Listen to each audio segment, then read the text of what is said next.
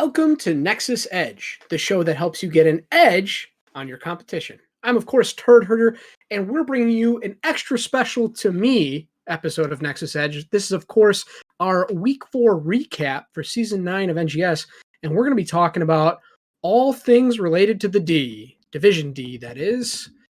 So, without further ado, let's talk about Division D. Ryokai, how are you? Doing good. Gilly Shark got a win last night. We've got a game tonight after Nexus Edge. I'm hyped. Ready to play.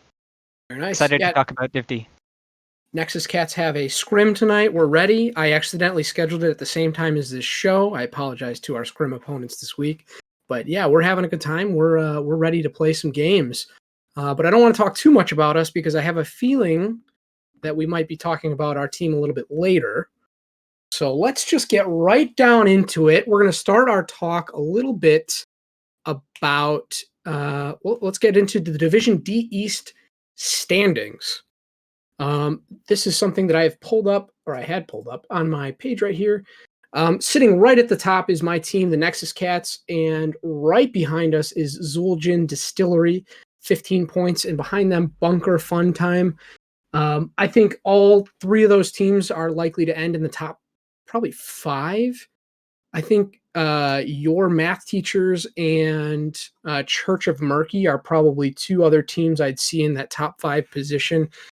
Your math teachers, it looks like, just don't quite have a number of games played. I suspect they probably don't have their flex matches played quite yet. But that could sneak up on you. But yeah, very interesting standings. I certainly can't be too unhappy about it. What sticks out to you there, Ryokai? I don't know. I would say overall it doesn't look like anybody's super too dominant or too getting completely stumped. So it's a pretty good even spread across the whole division, all the way up, all the way down. There's not like a group of sometimes you have 3 teams clearly better than the rest and there's this huge gap or whatever. So looks like a pretty good division to me. No, and it, being on the ground, yeah, 100% agree. And I think even going into the season, I thought I said it on the show, but I certainly said it in private that just about any one of these teams could have had a breakthrough season, ourselves included. I Must Feed is definitely a team not to sleep on. Illa Dancing Queens coming from Division C. And Frankfurter's sitting at the bottom. Now, I know Dallying Pig told me in chat, he said, look, here's the issue, guys. We've been playing way too much League of Legends. And I kind of believe that. That's represented by their rank here, but he has assured us that he will turn it around. I think he said that he's going to get first place. I don't know if that's going to be true, but they got a little bit of work to do to at least get a playoff spot, but I think they got some time. So we'll see what happens. But let's go right into it. I'm going to start here by talking about Bunker Fun Time. Bunker Fun Time is a new team to NGS, but it's led by Zednam, who's been around NGS for a while. I think he was on Clouded Minds last season. They picked up a player or 2 from the free agent combine, and they've started out the season slow with 1 win in the first 3 series, but since then, they've won 3 matches in a row and climbed to 3rd place in the standings. They emerge as kind of like a wild card that can challenge those top 5 spots. I remember playing them. They're definitely a very good team, not someone to sleep on by one bit. And before I move on real quick, I do want to say thank you, Jinxie Cat. She's in the chat. She gave her Twitch Prime sub. Thank you very much. NGS certainly appreciates that. And yeah, do you want to talk about Church of Murky, Ryokai? Of course. So our second D East highlight team here, Church of Murky, they are a little bit maybe underperforming compared to some of their past few seasons. They've won the Zul'jin Distillery Invitational in the off-season and are currently sitting in 4th place in D East. They're not super far off from where they have been in the past and things like that. But main thing here, they've yet to play the top 3 teams in Division D East so far. So they haven't played Nexus Cats, Zul'jin Distillery, and Bunker Fun Time. So we're going to be patiently waiting to see those matchups and see if they're going to be a contender at the top of the division or if, there's some new people rising above them to take those top spots. Yeah, and something interesting about Church of Murky is they've actually recently acquired Corix, who's formerly of I Must Feed. So he was on a sub position on I Must Feed, and he's moved to Church of Murky. I know those teams are very close together. I assume it's a friendly kind of borrowing type situation, not so much of a trade or something like that. But that's definitely an interesting addition to their roster. It'll be interesting to see exactly if that helps, hurts, what, or keeps the same, but it's definitely something to highlight while we're talking about them here. Something else we can talk about. MZES out of Your Math Teachers. They have the highest takedowns in the division through 4 weeks at 16.4.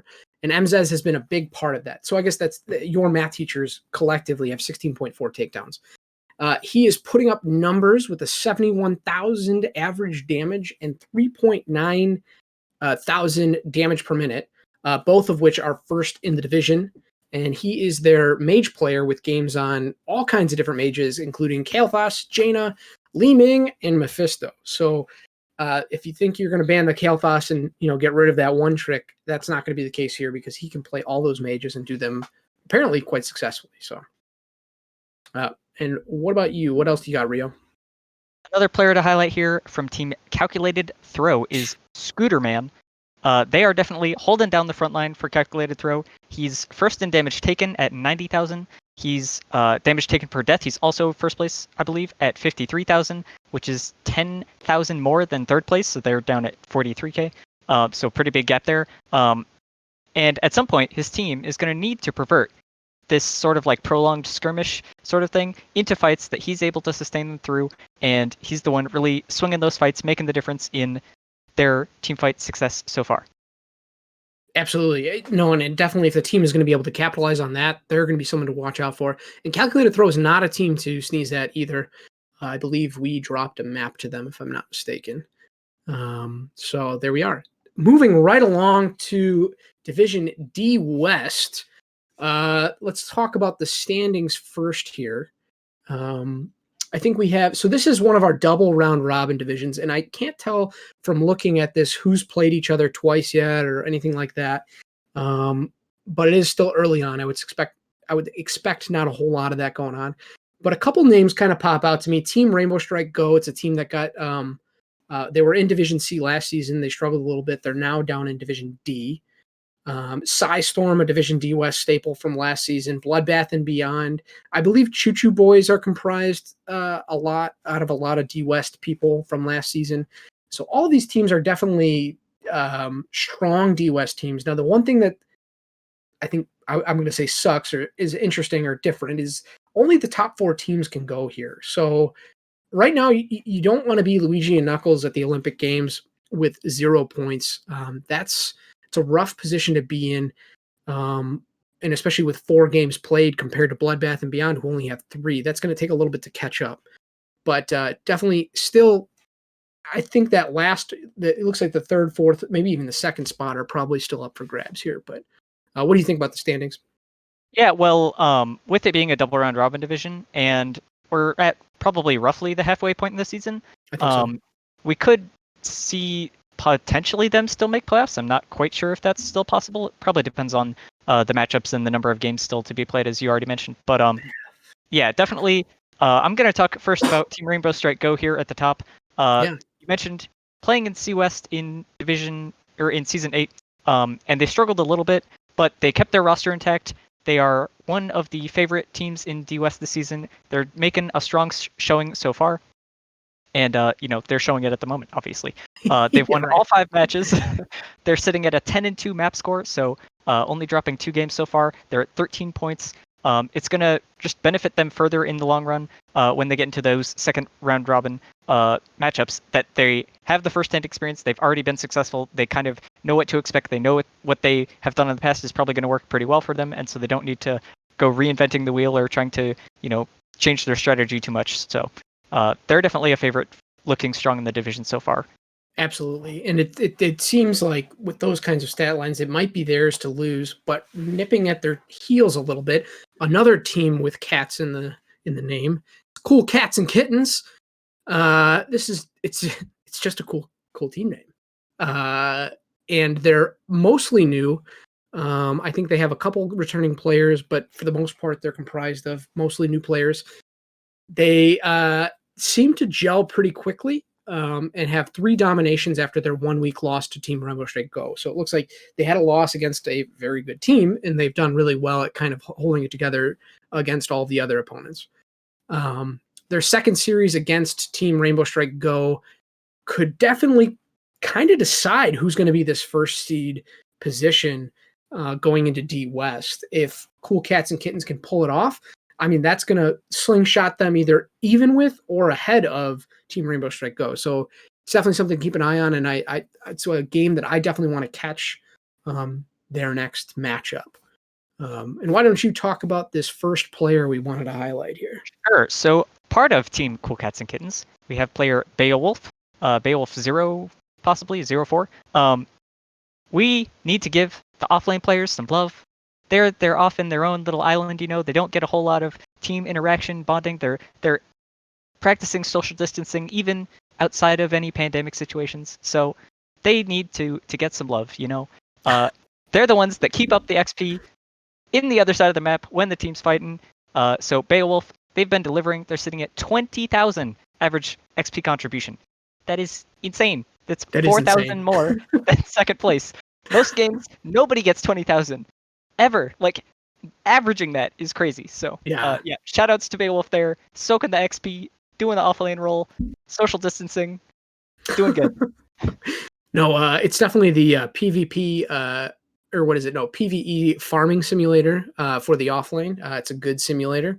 Prefer it. But 20k average XP contribution is nuts. I'd be interested to see how that stat lines up across the league, let alone just Division D. I know that tops my numbers. I think I'm hovering just below 18, so that's nuts. Good on him. And this last player is also from Cool Cats and Kittens. So we heard about Scooter Man from Division D East, right? In Division D West, we have, I'm going to mess up this name, Descalada. Descalada is obviously from Cool Cats and Kittens. They're ND West. They're another frontline who keeps themselves up and allows the rest of the team to do their work. He is also the first in both average damage taken, so 70,000, soaking up a ton of damage, and damage taken per death. So those are 2 key stats for a tanked role and something you want to be keeping an eye on. He's got, it looks like 60,000 damage taken per death, which is 22,000 more than second place.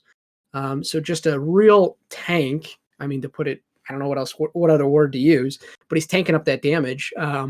And he is almost always alive looking at the difference of those 2 numbers. So that's going to be really good.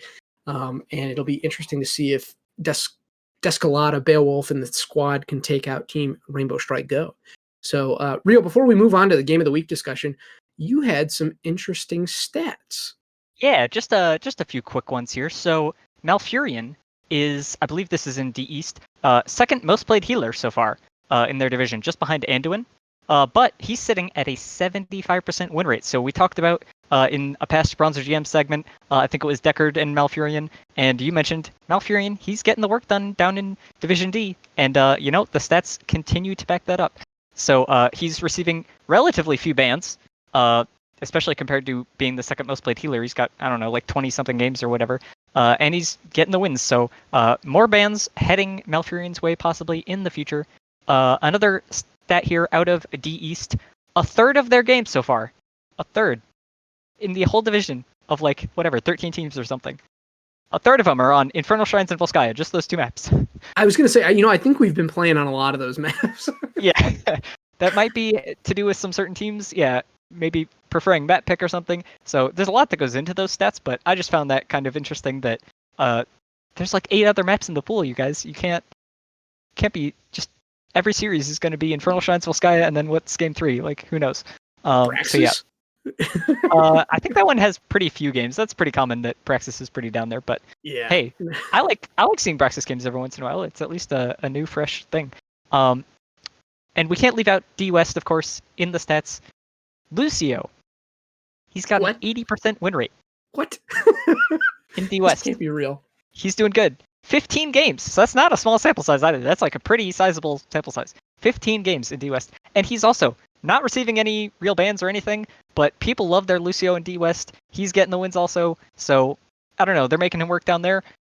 He's not like super common, but he's not super uncommon either. There's kind of just like a few certain healer players in each division that really like Lucio and really always do good with him. Like every season, it feels like there's always like one or two people that you got to keep an eye out for their Lucio. So definitely D West making it work this season. So shout outs to their Lucio play down there. And I see Ron Pearl guy in the chat saying "too fast, too quick." Definitely describes Lucio in Division D West. And I do want to shout out Ron. Ron had actually sent me a highlight video and I'm not sure if Linehouse actually picked it, but he sent us a highlight video. So that's a good time to remind everyone. If you have highlight videos, you may have seen them in the background playing while we talked about the division. Please, please, please go ahead and send them to me, Ryokai, or Linehouse, and we'll make sure that they get considered. So there we are. Let's move right along. This is going to be talking about the game of the week. And this is an extra special one, only because I'm going to be playing it. So why don't you start out and talk about the details and such? You can talk about my team. I'll talk about our opponents. How about that? Yeah, we got to keep you off of the bias here. So yeah, Div D East, Nexus Cats versus Zul'jin Distillery. It is on Thursday at 8:30 p.m. That is Eastern Standard Time. That'll be on the Nexus Gaming Series Twitch page. I don't believe I know who's casting it, but we'll find out. Somebody will probably say Murda it. And Slexia. Yeah, those are the two that you can always expect. So talking about Nexus Cats, they finished 8th in Season 8. Those are strong. Sorry, gotta call you out. Yeah, a very strong, solid, barely making playoffs 8th. Fair. But you've added a new player, and you've got a little bit more time. You're adjusting to some role swaps mid Season 8 that you shuffled around a little bit. But the Cats in Season 9, they're coming out. They're now a strong contender for D East this season. They're sitting at the top of the standings. They've won all 6 of their matches so far. Game of the week against Zul'jin Distillery. This is going to be a good test for you guys. See how you can do. Zul'jin Distillery, always a good team, especially come playoffs. They always put up a pretty strong performance. Oh, yeah. So this will be a good test, and we'll see how you do. No, and we are definitely treating this, I think, as seriously as like a playoff kind of match. We go way back with XGD. I think the first time we played them was the Zul'jin Distillery Invitational. They're a great team, great players. They're actually really nice guys too. Kind of off the field stuff. I really like talking with DeWitt. He's usually a really nice guy, and he's been on the show before. He's very knowledgeable. Our drafter says that he hates drafting against DeWitt because this guy does his homework every single time. And I think it's going to be a good test for both of our teams, not just the Nexus Cats. But why don't you talk about the Nexus Cats player? Of course. So you've highlighted. I believe it is Mick something else, Goobler. I don't know. There's like every pronunciation is valid. He says he responds to any of them. Gibbs, McGibbs, McJibs, McGiblets, whatever. He's a equal opportunity pronunciation team player. So he's new addition to your team. He's bringing some experience from Division B. So definitely some higher division experience helping you out so far. And it's paying off. You guys are doing well. So your teammates, of course, say he's the best healer in the division, hands down. This is entirely unbiased commentary, of course, coming from me, a Division A player. For the record, I didn't write this. I didn't. I didn't write it either. Yeah. So we wouldn't be surprised to see him doing pretty well. He's not a stat sheet healer necessarily, however. You won't be seeing him topping those stats in the stats compilation write-ups that Key posts and things like that. He's sitting middle of the pack in those. You know, he's 4th in average healing, 7th in heals per minute or healing per minute. But when you see him play in these games, you gotta watch the VODs. That's the real test. It's the eye test. All these little small things that he's doing, CC, utility things, you know, his positioning. These are all contributing factors, and they're helping y'all get some success in the first half of the season so far. Absolutely. And one thing to kind of highlight that intangible, the stat you're not going to really find on a stat sheet. Gibbs is landing roots with Stukov's 13.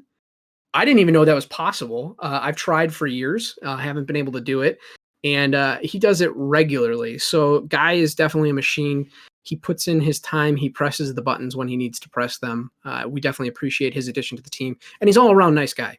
And fun fact, he lives like 30 minutes away from our team captain. So it's actually really cool that he integrated really well into our team, obviously. And he's a really nice guy. So, but enough about me and the Nexus Cats. That would be unfair to continue talking about us. Let us talk about Zul'jin Distillery, who I can't talk about highly enough, honestly. They finished third in Division DE last season. They got a disappointing first round knockout. I think it was like kind of the knockout herd round NGS. Honestly, it was pretty heartbreaking for them. I know Frankfurters were extremely happy to get that win last season. And as far as placements go, I understand that Zul'jin Distillery was kind of on the cusp, among other teams. I think there's a couple other teams, but they were on the cusp of actually going up into C. So they were one of the teams that kind of stayed back down. So they were an obvious favorite going into the season. And I think that they're definitely showing everyone that they're just as good, if not better, than the Nexus Cats. They are so far 6-0. However, they do have 3 map losses. And honestly, that 1 map loss is the only difference between the Nexus Cats and Zul'jin Distillery, because that extra map loss counted as it took away a domination win. So that's literally the only thing standing between the Nexus Cats and Zul'jin Distillery. They have a lot of flex matches played, and someone's going to have to lose this week. Obviously, I hope it's not me, but if it is to lose to any other team in this division, it's XGD. They're stand-up guys, and one of their key players, someone to talk about, is going to be Lead. This could be a battle of the healers. So we're just talking all kinds of healers today, healers and tanks. They both teams have an average takedown of around 13.6 per game. So whichever healer is going to be able to keep their team up is going to wind up having the upper hand in the game.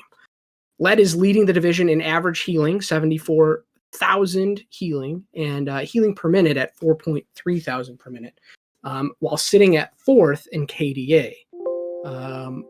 So this is definitely keeping, or Lead specifically, is definitely keeping XGD up, keeping them alive, keeping them healthy, keeping them in the fight to keep going on. So definitely going to be something to watch. I really, obviously I'm biased, but obviously want everyone to tune in to this match. It's a number 1 and number 2 seed going up against each other, so it should be a good one. And that's all we got for Game of the Week. And now for my new favorite section. Seriously, new favorite. This is Bronzer GM. And each week we've been trying something a little bit different for this particular part of the show. And this week is no different. This week, Rio and myself are going to have no idea what Bronzer GM topic we're talking about. Usually we kind of see it ahead of time. We see it in the show notes. We've been kept in the dark here. And we're going to be asked to give us our thoughts on them. I think, and I'm not 100% sure, but I think that Linehouse is actually going to say the topic and introduce it for us. So without further ado, Linehouse, go ahead. Take over, man. All right. So Arthur and I worked really hard on these questions for both of you. So I want you to know, I hope you appreciate that. These. Scares me that Arthur was involved. Yeah. First question. It's an over-under. Over-under 6.5 deaths for Turd next time he plays Deathwing in NGS. I'll go first. I'm going to say I'm going to have faith in you. Under. Yeah, I'm going under too. 6 is a lot. 6 is a lot. Yeah. I have some faith in my boy. Like, come on. Hey, still 100% win rate on Deathwing though, okay? Yeah. I'm pretty sure you had I think 7 both deaths. Under 6 deaths, you'll be fine. All right, so now we have to play Deathwing. Arthur, now see, this is your fault. Now we have to play Deathwing to prove it. So XGD, there's some getting some edge on me. All right, what's the next one here? All right, next one. Rio will play Phoenix 10.5 times this season. Over under. Oh, Turd has to go first on this one. So. Oh man, how many times has he already played Phoenix? Probably like 18. This isn't even fair. I don't know. How many times have you played Phoenix already? I actually don't know the answer to that question. To be fair, I don't either. 3? I'm going to say 3. Oh, and he's got to get maybe 15? 4? Wait, what was it? 10? 10.5. Over under? 10. 10.5. 10.5. Okay. for a tiebreaker. Gotcha. Mm-hmm. I'm gonna say under. I have faith in. I think In we all have all fairness- 3 of our flex matches still to play. To be fair, Stark in chat is saying under, pretty vehemently. Just so you know. He said we're not drafting that trash again. I think I'm only like 1 and 3 on it. Like I'm not actually winning with it. So, I'm gonna go. my answer is going to be under as well. Actually, so Yeah, I I don't- think under. don't make me play Phoenix that much, please. Like he's fun, but I like other heroes too. Oh boy, This this is, is a copy pasta. Yeah, I'm sure I'm not gonna read that. This is don't read next one is specifically from Arthanal for Turd. We'll play more than 5.5 heroes this season. Over under. Different heroes. That's an I should easy say. over. Easy over. Like Have you seen the above cats? 10. Above 10, easy. I feel No. like I'm cheating because I have like internal knowledge on this one, right? don't I have like? I think I have 5 heroes already now. Yeah. Listen, Probably. maybe that's why he picked 5.5. Listen, that's exactly the number he gave me. So I'm just telling you. You're not allowed to play any No new new heroes. heroes the rest of the season, including playoffs. Wow. I'm gonna go over. Yeah, I think I have 5 heroes played this season. It'd be hilarious if I have more Rogue than 5. pick incoming. He's just gonna say, "I want my 6 Yep. hero." Oh, I couldn't find that hero in my draft screen. I'm sorry, Arthanal. I gotta lock this one. Can't Yeah. remake. Yeah, let's see. 1, 2. Arthanal has apparently corrected you to 7. I'm still 10 or over, easy. Like not I even a corrected him question. to 7. I already have 6. I'm pretty sure I already have 6. Yeah, 7. So it's I think I 7.5 have 7 then. already. It's 7.5. He's saying in chat now. Oh, am I gonna play a new hero? Just Boy, that moving is a good goalposts question. now. Well, wait, you have bad idea, good idea. Yeah, it's 100% I have bad next. idea. I have the next segment up ready. Oh, sorry, all I'll right. let you do that. No, that's fine. All right. So this next one is good idea, bad idea. Picking 3 supports into an Ana. Oh, Who came up with this one? Just go- sometimes fiction is stranger than truth.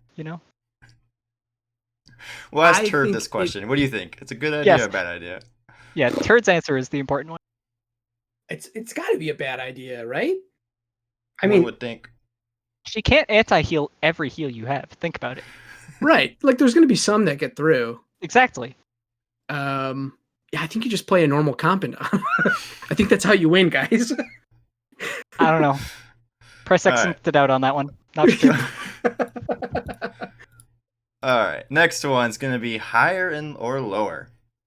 Will Turd's end of season KDA be higher or lower than his current 3.5? Wow, that's actually atrocious. Yeah, that's higher for sure. I think mean, it's going mean- to take. You can't. You have to be playing Deathwing every game, but you have to be getting less than 6 deaths. So your KDA should increase, right? Like, Yeah, I think the math works out on that one.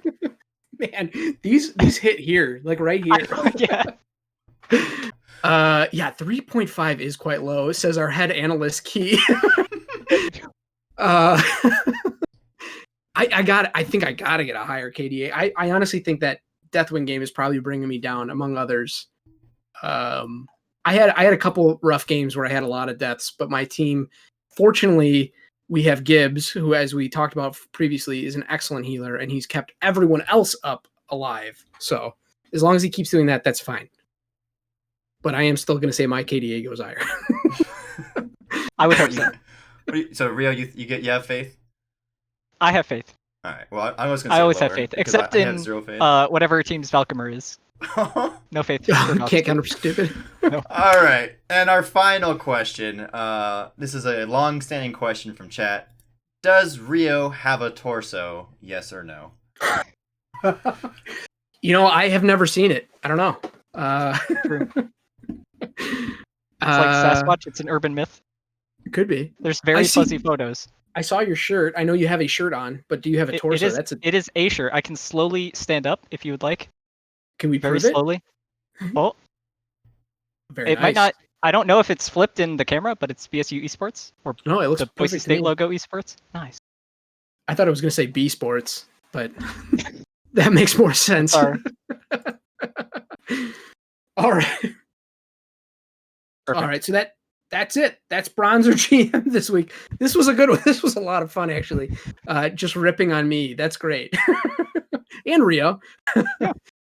All right, guys. I think that's it. I see a lot of team members of mine in the chat coming in here for the roast session here. Sure, Arthanel told them that was going to happen. And yeah, Ryokai, why don't you tell the people where they can find you? Ryokai everywhere. I'm on Twitch very rarely. I'm on YouTube. I'm on Twitter. I'm on Reddit. I'm on the Bug Report forums a lot. Yeah. I'm in the NGS Discord. Feel free to DM me. We're playing a game tonight, so catch me there. It's on Bahamut's Casting. And yeah, that's all I got. Very nice. I'm, of course, Turd Herder. I also do not cast or stream very much during the season, but I'm Turd_Herder. Just, I feel like the stuff I'm doing is stuff that I don't want to give away to opponents. Like, I'm either practicing heroes or I'm playing different things. I'm not going to answer that question, Droopy. Man, that really threw me off my game here, though. I'm trying to say goodbye, man. Almost made it. We got so close. You know? I know. Well, let's just end it the way I normally do. All right. I'd like to thank my co-host, Ryokai. Thank you so much for being here. And of course, thank you for the behind the scene guys. I know we wrapped this with the holiday. We wrapped this one up pretty close. But thank you to Linehouse. You heard him a little bit earlier. And to Key, the head analyst. We obviously could not make this show happen without all of you guys. Phalangrith for his Stats of the Storm database update. Definitely been doing those early on in the week, so we get those stats out ASAP. And yeah, this is Turd here saying adios, amigos. Remember to always stay safe in the Nexus and take your hots to the edge.